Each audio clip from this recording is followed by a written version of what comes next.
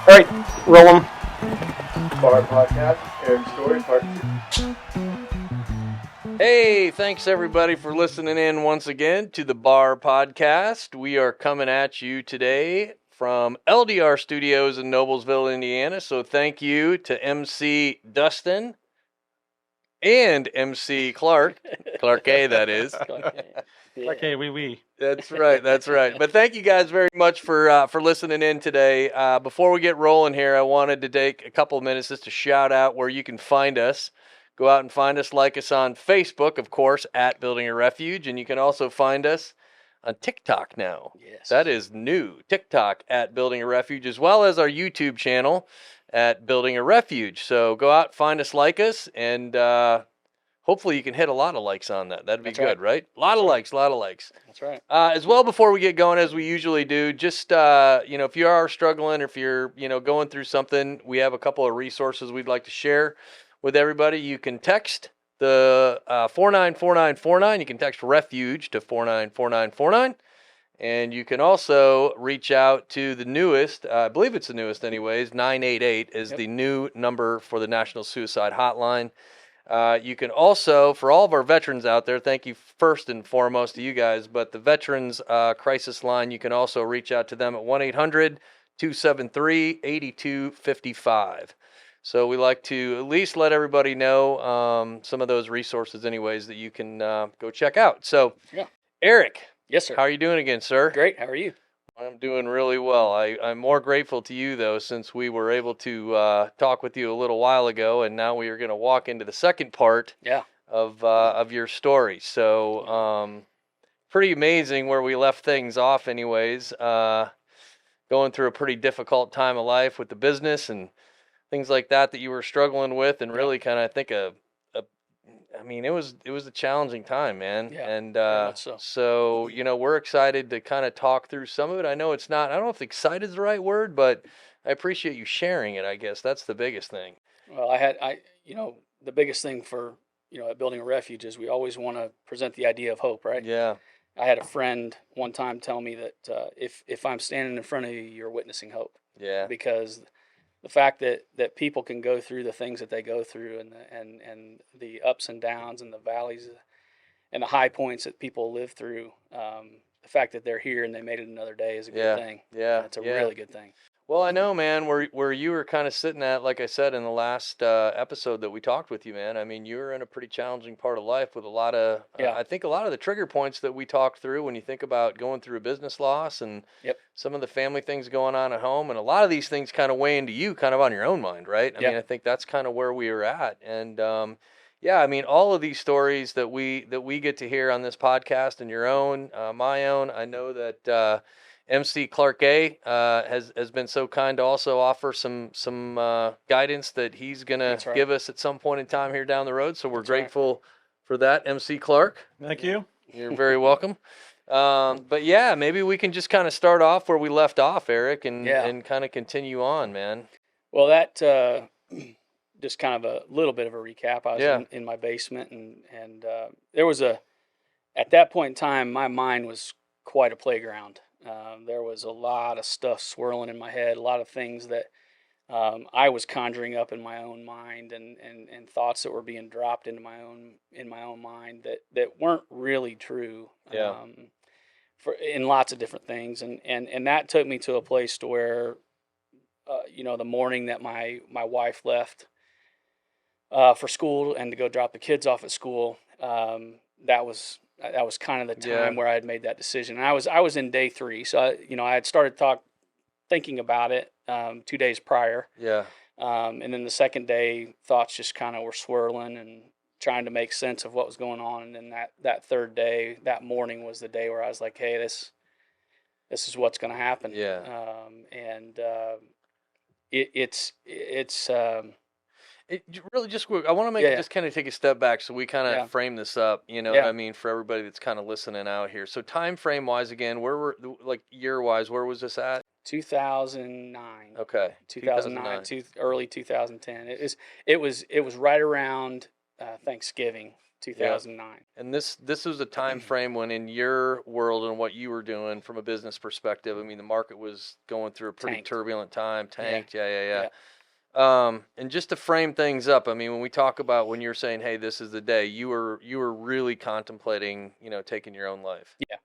Yeah. And I've told my story many times, and just most of the time I frame it around, I didn't know how I was going to do it, but my wife called me on it about 5 or 6 months ago and said, "You knew how you were going to do it, didn't you?" Yeah. And I said, "Yeah, I did. I just don't want people. I didn't want the kids to know. I didn't want her to know. I didn't want her to put through that. But it's a scenario where I have a staircase down in my basement, and my wife had said goodbye and I love you, as she was going to school, and I said I love her, and I remember just turning the TV off, and getting up off the couch, and in order to get to the bathroom, which is where I was going to do what I was going to do, you have to walk past my staircase that goes down to my basement. And I remember getting up off the couch. I remember thinking to myself, "This is it. This is it." Yeah. And that's the last thing I remember. Yeah. And the next thing I remember is I'm standing at the top of my staircase. And when I got to the top of my staircase, the only thing that I heard in my mind was, "Get out of the house, get out, get in your car and go. Get out of the house." It just kept saying, "Get out of the house, get out of the house, get out of the house." Yeah. So I grabbed my keys that were sitting on the island right there, and I got into my big obnoxious Jeep that I had at the time, and that you couldn't miss from a mile away, and jumped in it, and I didn't know where I was going, but I went. Yeah. And at the time I didn't know what that voice was, but I know now. Yeah. I know who brought me to the top of that staircase. I know who put me in that car, and I know where he was leading me. Yeah. And he was protecting me. Yep. I'm here. You and I both know, the fact that building a refuge is rooted in our faith. Absolutely. Yours and mine. Yeah. And we don't have a scenario where we talk to a lot of guys where we don't really present that too often. Right. But I'm telling my story. Yeah. This is my story, and I need to be honest with the people who are listening. Yeah. That I know who took me to the top of that staircase. Yeah. Yeah. And I know who was talking to me, and I know who saved me that day. Yeah. And I thank him daily for it. Oh yeah. Yeah. But it was an interesting day because you walk outside and it's pretty cloudy, and it's not something that we thought. It was a kind of a busy day on the streets, and Yeah. it was probably, I don't know, 9 o'clock or so in the morning, and so it was pretty busy on the roads. And Yeah. I was driving over a bridge on one of the major highways that's right by my house, and I'm sitting at a stoplight, and I get a phone call, and it's from my buddy Doug, who I hadn't seen in probably 3 or 4 years. Yeah. And he was integral in bringing me and helping me understand and know who God is 3-4 years back. Wow. And so that seed that was planted that day, he called me and says, "Hey man, how are you? Yeah. I haven't talked to you for a while." And I was like, "Well, to be honest with you, Doug, That day we're crossing over the bridge. This is the same morning that Yeah. God told me to get in the car Yeah. and just drive." So I'm driving along the road, and I get a phone call from Doug saying, "Hey man, I saw you at the stoplight. How you doing? What's going on?" And Doug, and I said, "Man, it's going terrible. Yeah. To be honest with you." And he's like, "All right, there's a Starbucks, 2 blocks Yeah. down the road. Let's go grab coffee. Let's talk." Yeah. Yeah. So we sat there for 3 hours, and in the previous podcast, I told everybody that I was keeping all this to myself. Yeah. Like, my wife knew a little bit about what was going on, just because the balance in the checkbook was getting much That's smaller. right. Yeah. But that was the extent of it. Yeah. I mean, you shared some good examples, I think, of where that was kind of bubbling, and you had probably some opportunity, but I had a again, bunch we're of- guys, right? And we're gonna just be like, "Oh, everything's good. I got it." Yeah, and all those thoughts that were running through my head in that morning that I decided I was going to take my life. That morning, it was like, you're protecting her by doing this. You're protecting her by not telling her about the money. You're protecting her about telling her about things that are coming up.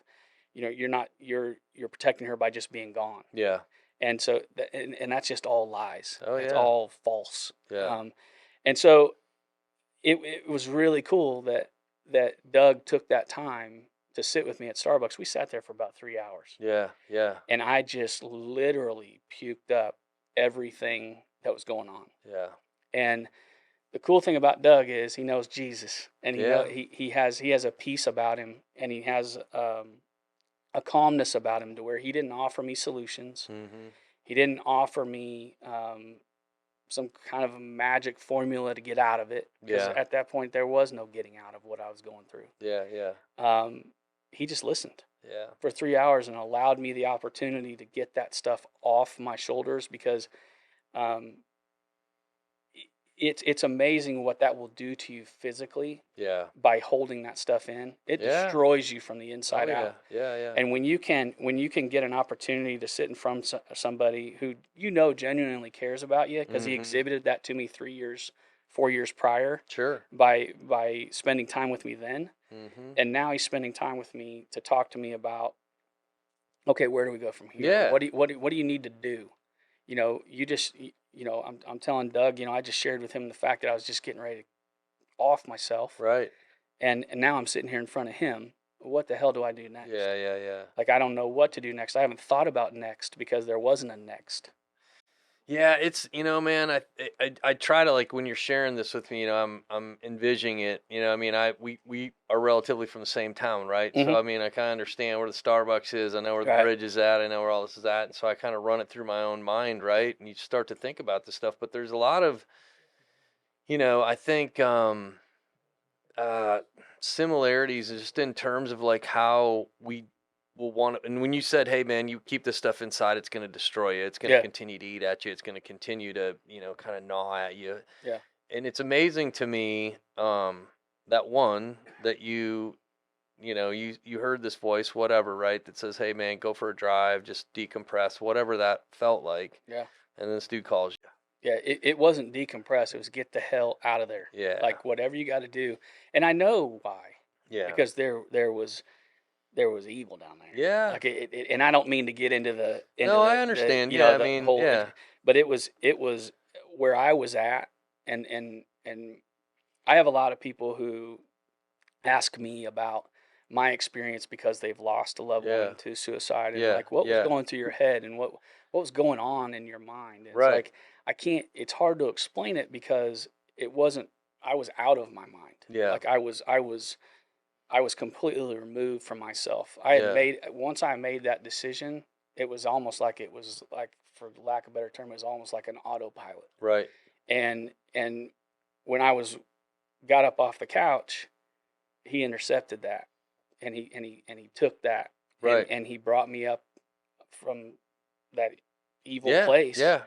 And brought me out, and don't need to be cheesy, but he brought me out into the light. Yeah. I'd spent 3 days in the dark. Yeah. And he brought me upstairs and brought me into the light, and he intersected me with somebody who knew him, intersected me with somebody who he knew would listen to me because he knew what I had in my mind. Oh, yeah. He knew what I needed to get out. Yeah. He knew what was just eating me and killing me from the inside out. Yeah.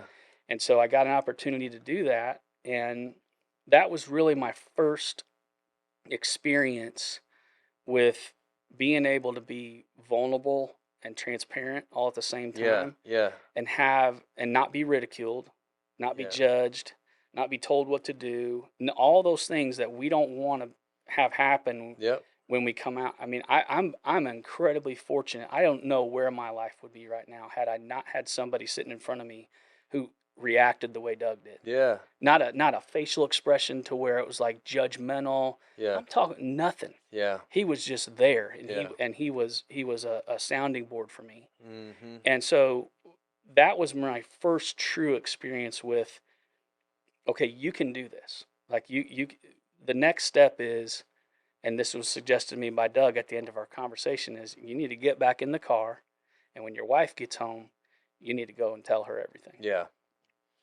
And how did that make it feel? Was scared the hell out of me. Yeah, but I was just gonna ask you, did it scare you? Scared the hell out of me. Yeah. And I was like, I can't do that. Yeah. I can't.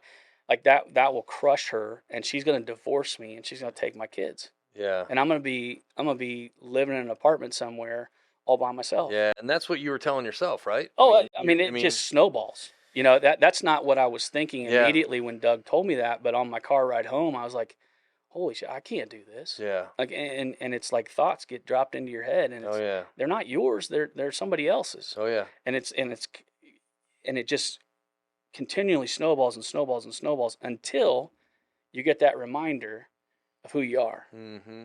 what you're here for.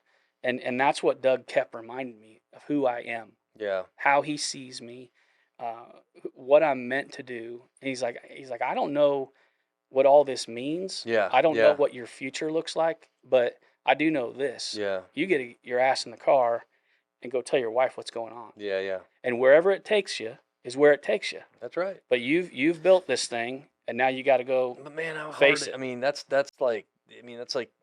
got to be for you. I mean, it gives me anxiety to listen to you, man. Yeah. But I mean, it's got to be for you, like like how do I do this? How do That's what I spent the next, it was a couple hours before she got home. Yeah. That's what I spent the next couple hours, is how do I do this? Well, and I'd love to tell you this story that I was like, oh, I laid it all out and did all this stuff. Yeah. I chickened out and didn't do it. Yeah. And that was a Thursday or Friday. Yeah. And we were going to an event at church on Sunday. Okay. I'm sorry, Saturday night. I chickened out from Thursday to Saturday night, and our drive up, we were going up north of Muncie. Okay. And our drive up there, I had this. She was driving, and I sat in the passenger side, and I was like, "You are a gutless bastard. Like you got to do something." And like all these, I mean, I went from, for people who aren't around here, probably 50 miles. Yeah. Just swirling thoughts. Right. How are you going to do this? You can't do this.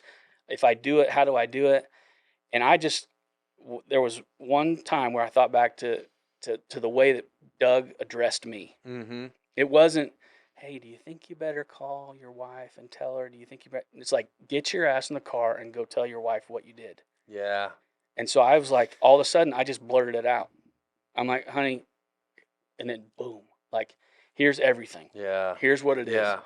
And I remember we pulled off in Anderson. We pulled off the exit. Yep. And we sat in a Wendy's parking lot for a couple hours, and I told her everything. And between telling Doug, for those couple hours that I sat with him, those 3 hours I sat with him, Mm-hmm. and those couple hours I sat with my wife, that was the most free that I had felt in 2 years prior. Say, yeah, probably in 2-3 years, for sure. Easily 2 years. And it was, while it was freeing for me, it was crushing for my wife. Oh man. Yeah. Because I don't even really, I'd like to think back about it, but I just remember, like, because I didn't even have enough balls to look at her. Yeah. I was just like doing one of these. I'm sure I was curled up, like looking like a little wuss or something. But and I occasionally I would catch her out of the corner of my eye. Yeah. Or I'd look at her, and she was just crushed. Yeah. But you know what she didn't do? Yeah. She didn't leave you. She didn't leave me. No. She didn't divorce me. Yep. She didn't take my kids. I don't live in an apartment. Yep. She didn't do any of that shit. Yeah. And all that stuff that was told to me was a lie. Yeah. Yeah. And when you have a person, two people in your life, which now, as today, I sit here today, I've got a dozen of those people in my life. Yeah. Right. That I could, at any point in time, I could say, hey, here's what's going on in my life. Yep. And it happens. But at that point, I had nobody. Yeah. And now I've got, in 2 days, I've got Doug, and I've got a glimpse of what real marriage looks like. Yeah. I've got a glimpse at what being a husband looks like. Mm-hmm. Now, I've got a long road to go because I just puked up everything that I'd Like done for the last where couple we're at. years. Yeah. And so it's like, I don't, and then we just started walking through it together. Yeah. Okay, what does this mean? What does this mean? What does this mean?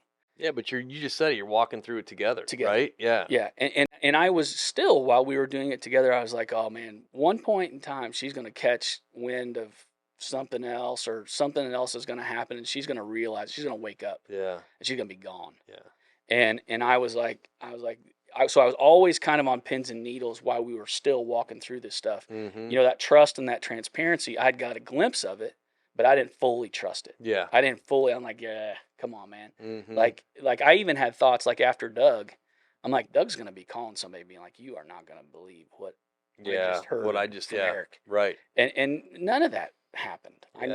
I know that none of that happened. Yeah. And so when I'm talking to my wife and I'm telling her everything that's going on, Yeah. you know, I had to share with her the financial issues. I had to share with her the fact, because she knew some of the investors that I had. She knew the partnership that I had. Had to share with her all that stuff that was going on. But what I also had to share with her is the fact that I was being investigated by the FBI. Yeah. So you left that out last time. You didn't let anybody know that. No. I'm not laughing about it. Believe me, I'm not. No, because it's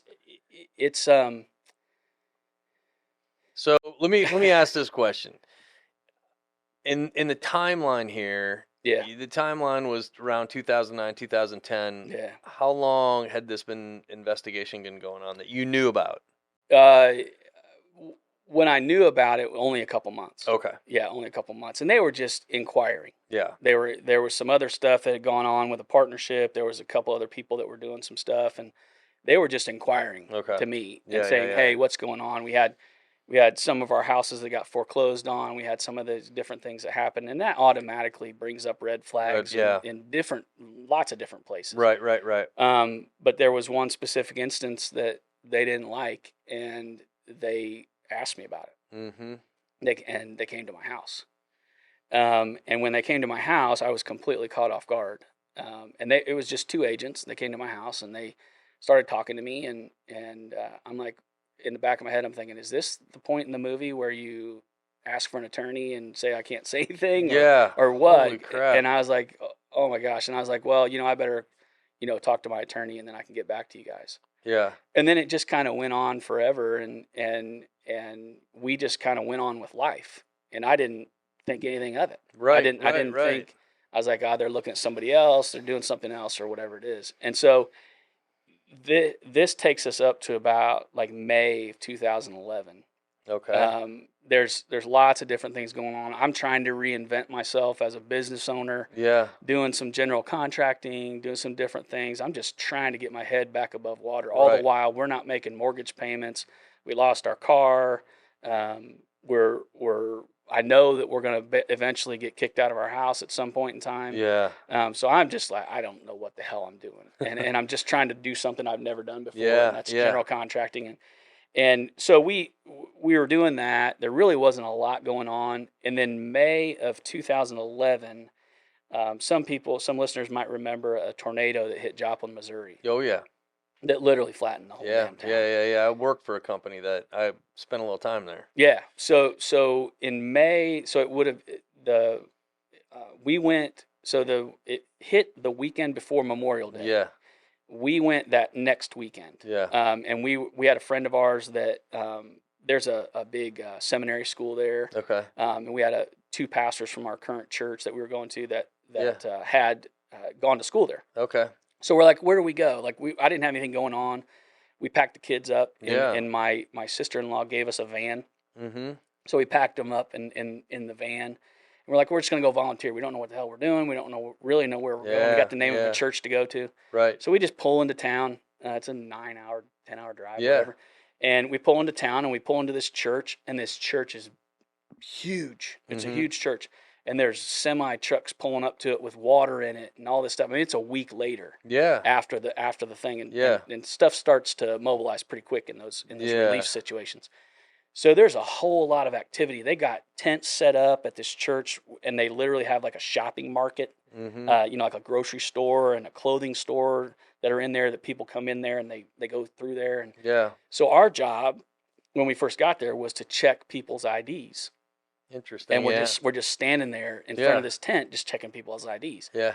And saying who they are. And so we were sitting there doing that for 3 or 4 hours, and it was hot as hell. I mean, it was probably 100 degrees that day. Yeah. And my son and I, there was a little playground. We were over there at the playground, and this lady comes up and says, "Hey, I've got 3 or 4 grocery carts, full of groceries.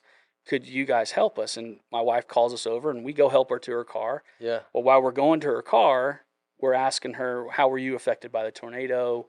What was going on?" And she still tells her story. Well, she had a nursery school. She had a daycare in Joplin, and I didn't know this until later, but most of Joplin was little like at home daycares. It wasn't a lot. Yeah. Joplin's a blue collar town. It's a really cool little town. Yeah. And so there's a lot of little places all over the place. Well, 17 of those facilities, I found out later, a couple months later, 17 of those daycare facilities got smacked, smoked. flattened. Yeah. So there's no place for kids to go.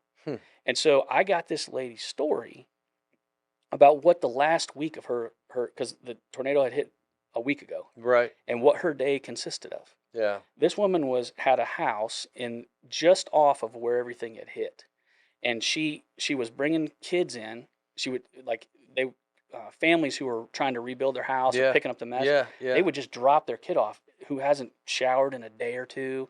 So she was bathing kids and trying to get kids clean and fed, and she was licensed for like 15 kids, and there was like 50 or 60 kids in this place. Yeah. It was insane. It was chaos. Yeah.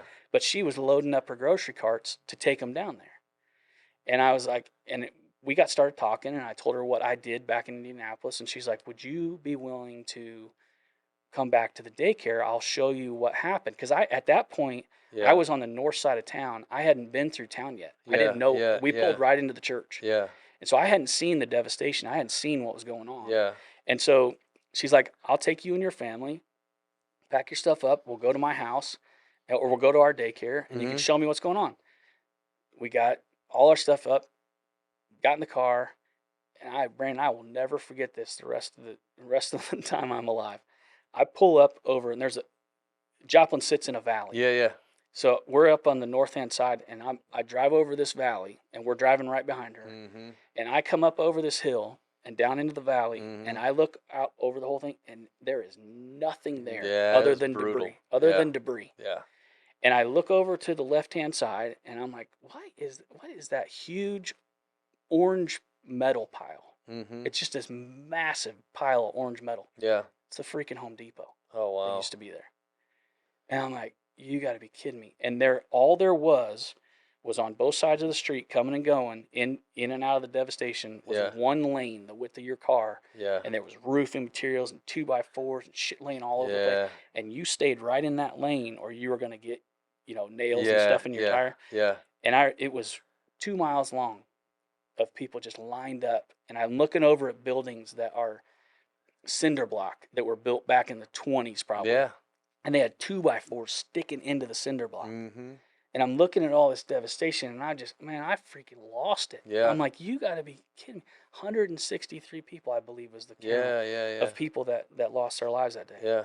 So she took us down to her daycare, which was on the other side of all this devastation. And we went to her daycare and helped her unpack her stuff. And we stayed there for a couple hours.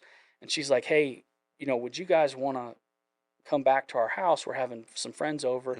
They were outside of the devastation. Their house was on the northwest side, I think, up on the hill. And so their house didn't get hit. And so they were having friends over, and they were having pizza parties and all that stuff, and just trying to help people. Yeah. And so I sat down, and we went back to their house and sat down, and we started talking, and they found out I was a general contractor, and they're like, "Oh my gosh, like, could you do this? Could you do this?" Because at that point in time, you couldn't find the closest town is Tulsa, and it was like an hour and a half away. And I suppose you probably were kind of looking for something to do, right? Yeah, I didn't know what to do. At that point in time, we were just going there to just volunteer. Yeah. We were going to be there for the Memorial Day weekend, and we were going to go home. Yeah. Well, we did go home, but 2 weeks later, I ended up coming back. Okay. And I came back, and I came back again, and I came back again, and that entire summer, I came back, and that church that we first pulled up to, I consulted with that church, and got an opportunity to help volunteers. So the volunteer groups that would come in from all over the country, I would be the one that would coordinate that, get them construction materials, meet them, assign them to a house, and tell the story. And so I spent my entire that summer, hearing stories of loss, hearing stories of hope, the hope that was coming. Because we had groups from Kentucky, from California, from Idaho that would come in 5, 6, 10 people strong. Yeah. That would come in and just take over a house, man. It was the most incredible thing I've ever freaking seen in my life. And so I'm sitting there talking to these people. I take them out to dinner the night before they get their construction project starts. Yeah. And I get to hear these messages of hope because the family came when they could. Yeah, yeah. The family came and we kind of had that introduction. Yeah. And it was like, okay, take a breath, because for 3, 4, 5 weeks they're sitting in, insulation that was moldy and, their house was destroyed. And most of those cases that I got referred to, there was a loss of a loved one. Yeah. And so what that summer did for me was it took the focus off of me. It took the focus off of me sitting there in self-pity, sitting there in all this worry and all these things, because all of a sudden, all the while all this stuff's going on, I'm still talking to investors. I'm still dealing with bankruptcy. I'm still dealing with foreclosure. I'm still dealing with all this stuff back at home. But then when you sit down with somebody, the most amazing story I'd ever heard was there was a wife and a husband and wife, that sat in Pizza Hut. And Pizza Hut was a big feature, like on the news stations after it was over. Yeah. Because it got completely wiped out. And the only thing that was standing was this refrigerator. Well, this woman and her husband, right before the tornado hit, the manager brought all the people and packed as many people as they could into this refrigerator. Well, they couldn't get the door shut at the end of it. And this woman and man are sitting there right by the door. Well, the man was paralyzed. So his wife was sitting behind him, like hugging him, and had her legs over him, like sitting Indian style on the floor. But they couldn't get the door closed. So when they couldn't get the door closed, the wind sucked her husband right away from her. And he died. That's crazy. They found his body like a day later, and he was way far away, and he died. And I'm sitting there talking to this lady and her teenage daughter, who wasn't at Pizza Hut, but she was at home that night. And her daughter was like, I don't even have any other way of saying it, but she was like a zombie. And she couldn't even think of what was going on outside. And so we got started talking, and I'm being told this story, and I'm thinking, in my mind, I'm listening to what she's saying, but I'm thinking, how big are your problems, dude? Yeah, yeah. And it just gave me, that summer gave me perspective. For sure. Yeah. Because I didn't just get continual messages of, like, here's another one that lost, their house. Here's another one that lost another loved one. It wasn't just consistent tragedy. It was, these people would come in and just offer hope, just by being them, just by being present. Yeah. And that's what Doug did for me. He offered me hope by just being present. That's what my wife did for me by just being present. Yeah. And willing to work through things with me. Yeah. And that's what I got that summer that was so powerful, was that perspective. Yeah. Now, that summer didn't end up real great, because all the while I'm in Joplin. Yeah. And I'm thinking that really that FBI thing has kind of gone out. I'm not even thinking about that anymore. Yeah. Well, in July of 2011, I was back at home. Okay. And we had made the decision to move to Joplin. So I was back at home. We were in our current house. We hadn't been kicked out yet. Okay. And we're like, we're going to get kicked out soon. That family that had that daycare center had offered for us to stay in their basement. Yeah. So we were like, okay, we're going to go. We're going to go on faith. At that point, I had seen so much that I just wanted to be a part of whatever was going on out there. Yeah. I just wanted to be there. Sure. I mean, I can imagine. And my wife went reluctantly, and she'll tell you to this day that is not a very memorable time of her life. Yeah. Staying in somebody else's basement, and So you made the move out there. We moved 100% fully. Wow. Packed shit I don't know up. if I knew that. Yeah, went out to Joplin, and lived out there for 9 months. We had to do it in July because the lady who owned the daycare had offered Jen a job, and it started in August. Okay. And so we made the move, and we're like, okay, we're going to commit to going out there during the school year. Yeah. And so I went out there, consulted with the church, and did all that stuff. But prior to our move, we had a garage sale. And that was late July. And I had informed my attorney that we were moving. Okay. And I guess, well, I know now, I was under investigation by the FBI at that point in time. Yeah. And because of their jurisdictions and how they work things, they raided my house. So while you were there, I mean, I wasn't there. Okay. So we were having a garage sale, and I was actually at my bankruptcy attorney's office, and they didn't know that.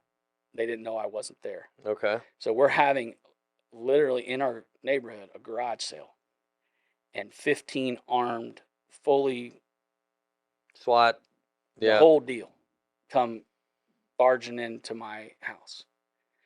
And the only people that were there were a bunch of people that were shopping at our house, and my wife and my 2 kids. So they got to witness that. I didn't witness that. I created it. I did it, and I didn't witness it. They did. So my wife calls me and says, "Hey, Eric, they're here to get you." And I was like, "Well, what in the hell are you talking about?" And she said, "The FBI's here to get you." And I was like, "What are you talking about?"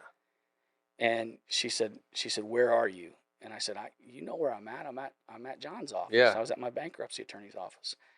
And the lady who was the head of the FBI grabbed her phone and said, "We're coming. Stay right where you're at." And so I stayed there, and I sat there, and I said, "What do I do? I don't know it. I don't know what's going on here. I don't know what's happening. But they're here to arrest me." And John's like, "Just sit there, and we'll take care of it. When they get here, we'll go outside, and you'll do whatever they say." Holy smokes, man! I can't imagine. Yeah, and it's brutal just to think back on it, because it didn't need to come to that. It didn't have to. If they wanted to talk to me, I would have gladly come in to talk to them. But from what I know now, that because I was making that move and the jurisdictional thing that they have, they needed to start my case in Indiana. In Fishers.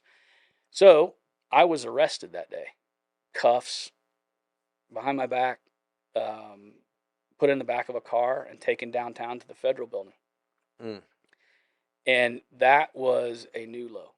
That was pure panic. And when was this? What, July you said? Yeah, July of 11. Gosh, okay. Yeah, July of 11. And that was on a Friday. And I thought in my head, because they were asking me questions when we were driving down there. I thought in my head I was going to spend, the weekend in the tank. And they said, "Well, we got lucky, and you can go in front of the judge, this afternoon." And it was like 2:00 in the afternoon on Friday. So I got released on my own recognizance. Found out what they were after me for. They had done some investigation, and I'll discuss that here in a minute. But they released me, and I will never forget when my wife came to pick me up at the federal building. They said, "You're free to go." And I walked out of the federal building in downtown Indianapolis, and I didn't know what to do. I didn't have a phone. I didn't have anything. They took all my stuff, and my phone I left at my attorney's office. And so I got a hold of a phone and called my wife, and I said, "You can come pick me up now." And I remember that hour or so it took her to come get me. Yeah. I remember just thinking, like, I gotta go home. I'm gonna probably do it again. Like I'm probably gonna. I can't face this. There's no way. And that's the one and only time I ever thought about that ever again. Thought about what I would do when I would get home. Like, how am I gonna face my neighbors? How am I gonna face my wife? What in the world are my 6 and 10-year-old gonna say to me? Yeah. That just talked to a police officer and they were looking for Dad. Fully armed with machine gun police officer. What am I gonna do? Where do I start? What do I do? And it's just I can't explain the panic. I can't explain the hopelessness that I had. And so she drove me home, and we were pretty silent on the way home. Yeah, I bet. It was pretty silent. And then we just literally went inside because we had a couple neighbors that were outside when I pulled in. I said, I don't want to talk to anybody. Just go inside, shut the garage door, and we'll go in there and talk to the kids. And we talked to the kids, and they were, I mean, they're 16, Yeah, 10. I mean, I get it. They Yeah, don't really know what's going on. right. So we just talked to them a little bit, and then she and I just downloaded everything by ourselves. Yeah. And I, to be honest with you, I don't really recollect that conversation too much. Yeah. And I think it's mainly because all I really felt was panic. Yeah. And I can't and just imagine, man. I mean, shit. trying to understand what in the world just Yeah. happened. And I'm replaying the last 8 years in Right. my mind. Like, Right. what did I do here? What did I do here? What did I do here? And it's like, okay. And then I finally got an opportunity to talk to my attorney, and he fully read to me what they were looking at me for. And it was for deals that we did back in 2005. It was way back. But what triggered it was the fact that I was going through foreclosures, the fact that, you know, and after that, about a week later, I got an opportunity to sit down with the FBI. They called it a proffer. And I sat down with them for like 8 hours. And I brought all my boxes in, and I brought all the stuff in. I said, hey, here's what we do. Here's what we're doing. And they said, well, did you do this, and this? And I said, yes, I did that. And the scenario was we sold 5 homes to, we flipped 5 homes at the very beginning to get cash. And the first 4 that we flipped, we brought the money to the closing table. And there's a small statement at the bottom of a HUD statement that says the funds to close must come from the borrower. Well, I was given, the people who were buying them had money in like 401ks or IRAs or whatever, and it was going to take them like 3, 4, 5 weeks, 6 weeks sometimes to get that money. Yeah. And I didn't want to wait that long, so I just paid the down payment. I brought a check in my company's name to the closing table and gave them the money. Gotcha. And the first 4 times that we did it, no title agent or nobody ever brought that to my attention that was wrong. I had no idea that it was wrong. Yeah. Well, the 5th one, the title agent said, hey, you know you can't do that, right? And I was like, what are you talking about? He's like, well, look at this sentence right here. This is why you can't do that. I had a closing 2 hours after that I had to have that money for. So I went ahead and still did it. And that's where I committed a felony. And so, but there was a lot of other things that triggered that. You know, investors were losing money. There was a couple scenarios where I was borrowing money from investors on second mortgages. There was other things involved that triggered that. But really, ultimately, what they were looking at, they went all the way back to 2005. We did 80. At that point in time, we had, between flipping and rentals, we probably did 100 houses. Yeah. And the 5 that bit me were the first 5 I ever did. And those first 5, the way the federal system works. So let me take a step back. When we moved to Joplin, so I was under investigation. They knew that they knew exactly what I had done. I admitted to bringing that check for the 5th one. I had to because it was in my company's name. Sure, it's like, right there, plain as day. Yeah. And I'm like, yeah, okay. And they said, okay, well, we'll get back to you. And I said, well, we're in a week. We're getting ready to move to Joplin. Do I have permission to move to Joplin? Took me a couple weeks to get the permission, but they ended up letting us go. Okay. So I'm under investigation and under the jurisdiction of the Indianapolis FBI department, but we moved to Joplin. Okay. So I've got all that weighing on me. I'm living in the basement of somebody I don't really even know. I brought my whole family, 9 hours away from home. Yeah. I'm consulting with a church that doesn't know that I'm under investigation and with the FBI. I'm living in a home of a family that doesn't know I'm under investigation of the FBI. Yeah. I'm holding all that back from everybody because if I don't, they're gonna say get out. Yeah. At least in my mind. Yeah. Right? Yeah. They're gonna say get out. Yeah. And I'm gonna have to move back to Indy, and what the hell am I gonna do for any money? Right. And so we continue to work in Joplin. We continue to do that all summer, all fall, all winter, and then we move back in August because Jen got a teaching job. August of 12? Yeah. Okay. No, yeah, August of 12. Okay. And so Jen got a teaching job, and I've got these notes. I'm trying to keep the timeline. I'm tracking with you. Yeah. I appreciate you keeping me on point. So August of 12, we moved back because Jen got a teaching job at Hamilton Southeastern. Okay. So thank God she got that. Yeah. And so she got that job. So I get a letter in the mail. Well, first my attorney called me and said, "Hey, Eric, be looking for something in the mail. You're going to get convicted of a felony. Like it's pretty much a done deal." Okay.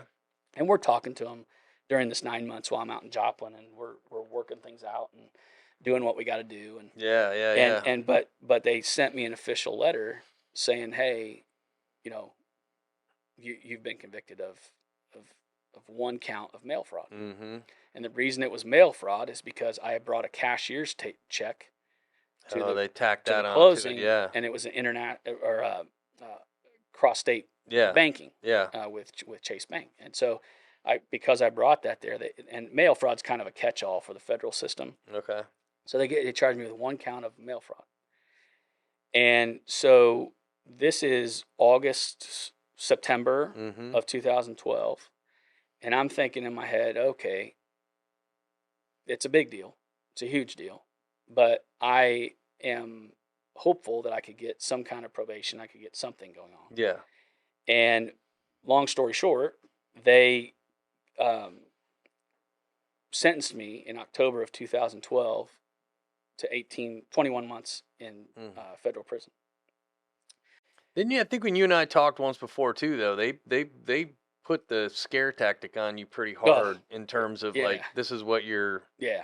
They totaled it all up. Yeah. Did, if we did this, it was basically, here's two choices. Yeah. And that's why I don't know the exact number. It's like 95% of cases in the federal system plea out. Yeah. Here's why. Yeah. They put two choices in front of you. You get what we just offered you. Yeah. 21 months, and there's a couple other scenarios involved there. Yeah. You get 21 months, or we're going to charge you with A, B, C, D, E, and F, and you're facing 20 years in prison. Yeah.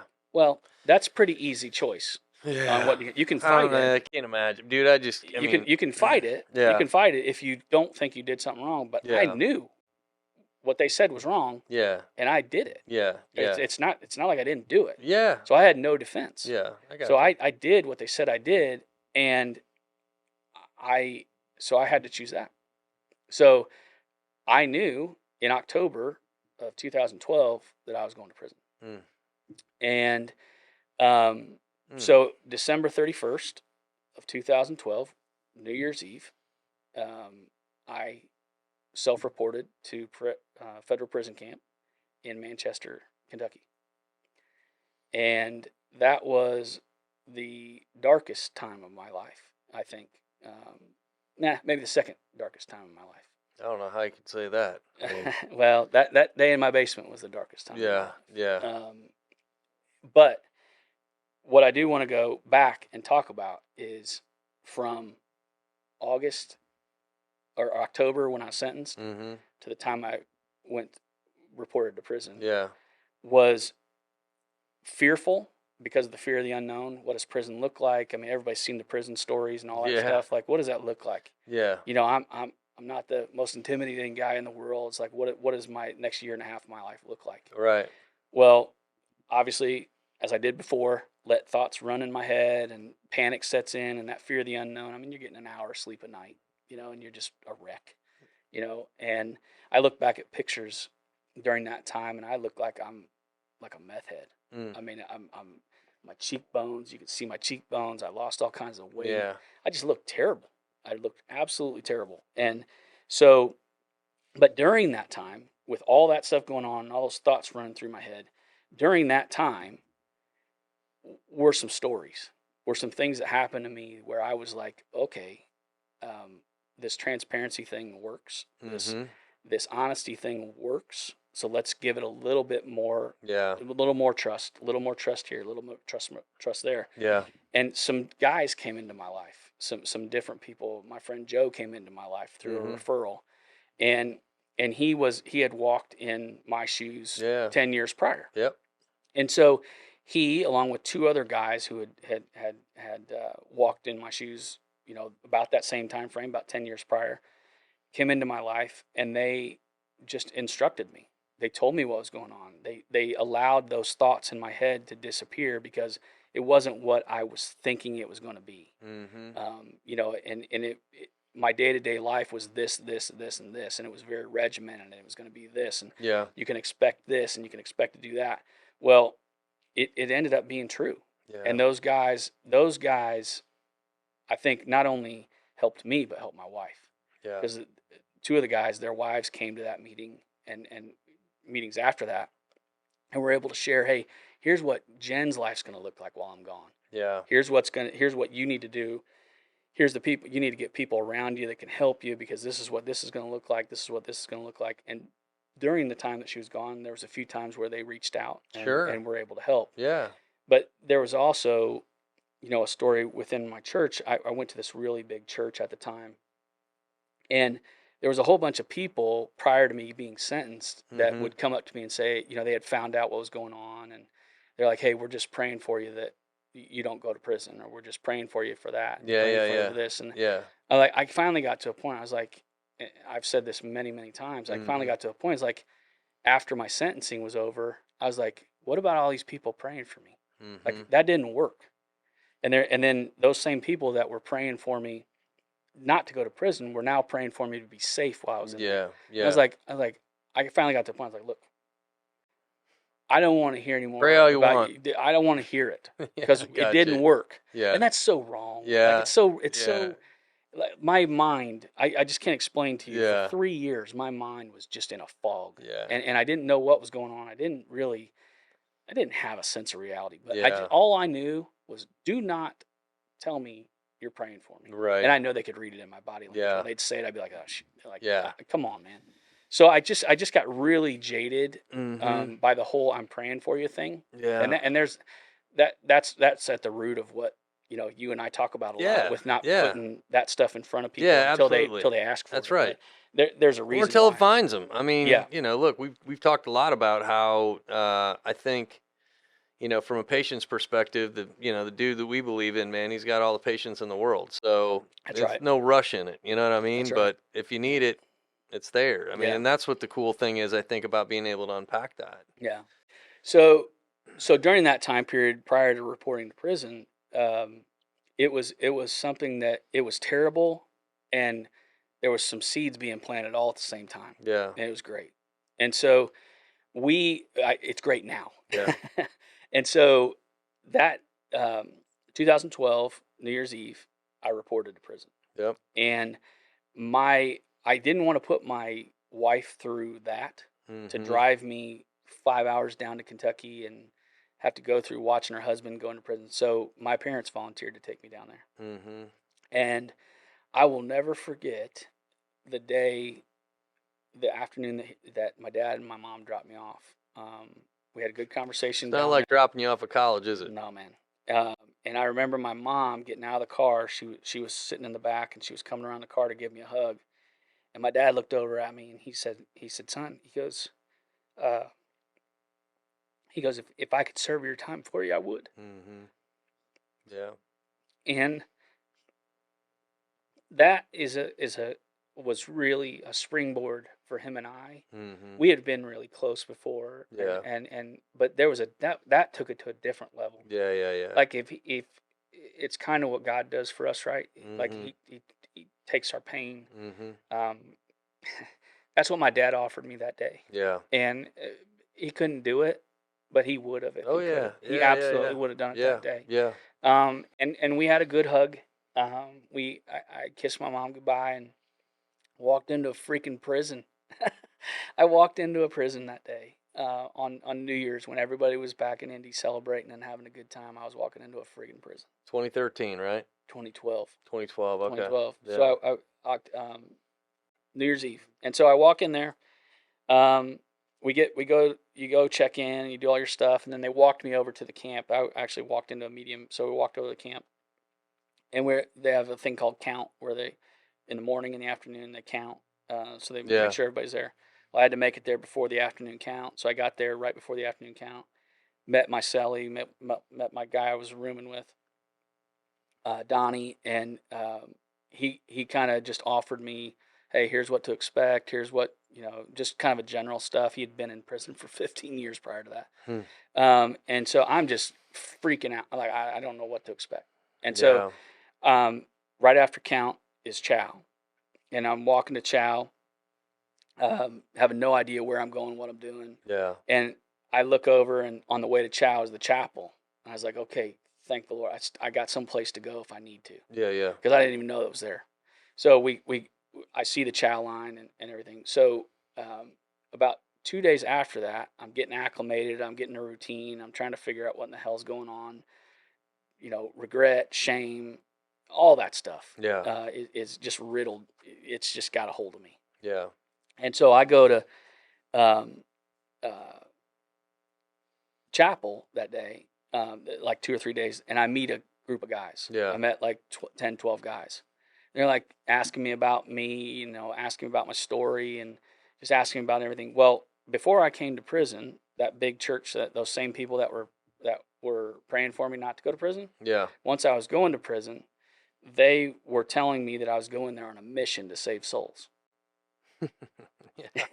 Yeah, You're like, it makes you chuckle, makes me chuckle. You're like, what do you mean? Well, no. No, I get you. No, here's how foggy it was for me. Yeah, I took that and I ran with it. Yeah. I'm like, that's how I'm going to make it through 18 months. I'm going to go there and I'm going to tell everybody about Jesus.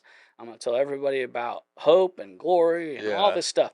And I just ate it up. Yeah. And I ate it up. And I was like, okay, so I went in there. I'm like, okay, this is what I'm going to do. So I'm sitting there talking to these guys in a group. Yeah. And I'm telling them my story. And I'm like, but I'm here for a different purpose. I'm here for something else. Yeah.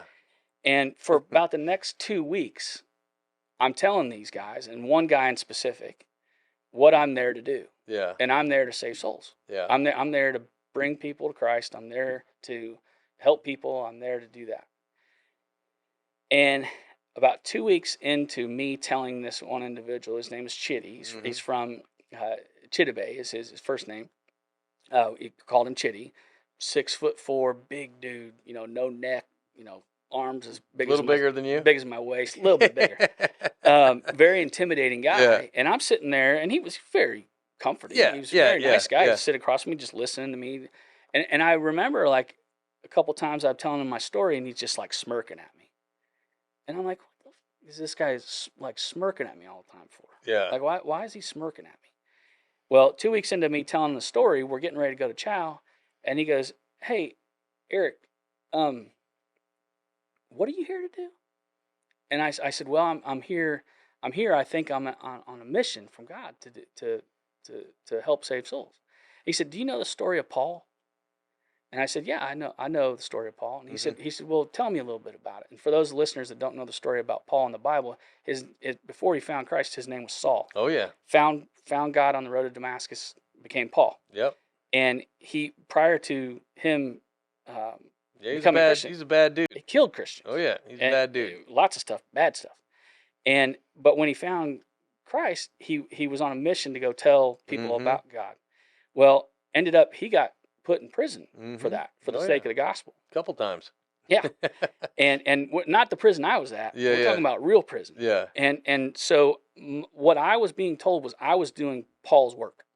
I was going into prison to do Paul's work. Yeah. That's what I was being filled. My mind was being filled with. And I rolled with it. Yeah. And so I told Chitty that one day. He goes, "Eric, do you know the story of Paul?" And I said, "Yeah, I do." He goes, "No, you don't." And I said, "Why?" He goes, "Because Paul was in prison for the sake of the gospel. Yeah. You're in prison because you committed a crime." I'm sure that was. And dude, I must have turned white as a ghost. And I was like, this son of a bitch, like he just ruined my coping mechanism. Yeah. And I was mad at him for like a whole week. I bet you were. I was pissed. I was like, okay, now what am I going to do? Yeah. Like these guys know I'm a phony. Like they, you know, and what that did for me was I cringe when I say this, is when I walked into prison, I was up here and everybody else in that prison was down here. Yeah. And in an instant, what Chitty did for me was he took me and put me right here. Yeah. Yeah. He's like, "Hey man, you got a number on your chest. Yep. Just the same as I do and everybody else in this room does. You're not here to save anybody. That's right. You're not here to do anything. You're here to hopefully get an opportunity to relax, get an opportunity to deal with the shit that you've created and do all that." But he said to me, he goes, "But I'll be watching you." Yeah. And I remember for the next couple of weeks, we'd get in chow, and every once in a while he'd come up and bump my shoulder and check in on you. Yeah, just check in on me. I'm like, get the hell away from me. I was mad at him. I didn't want to talk to him. Yeah. And we are there's a lot of really good and really bad stories that happened to me in prison. Yeah. Well, let's do this. Yeah. I'm going to let everybody take a little bit of a breather here because I know I need one. I'm just amazed, at hearing this, because I know you and I have talked a lot, about your experiences and things like that, and what you went through in prison and kind of that whole story up to it. So just to kind of set the stage where we were, right, talking a little bit about your businesses, what you went through there, really going through a pretty dark time of your life. Going through an experience that, is one that you won't forget, I'm sure, right? In your mindset, right? And being humbled. Yeah. And then going through this experience of what happened because of the businesses and landing in Kentucky. Yeah. My choices. Yeah.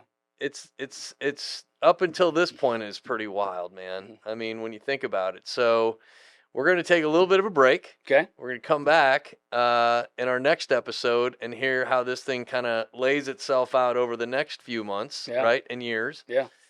You and I are in that part of time frame, and I know we've shared with some folks on a previous podcast, but hear a little bit more of what happens towards the tail end of your prison experience, and then kind of post that. So, that'd be great. Everybody tune in, stay in. This is it. Listen, building a refuge is all about hope, right? Eric, you mentioned it on the front end of this, and I think these stories, I trust, will get out to people somewhere that, I hope provides a little bit of hope. That's so right. We'll come back at you, and stay tuned for the next episode. That's right. Okay, clear.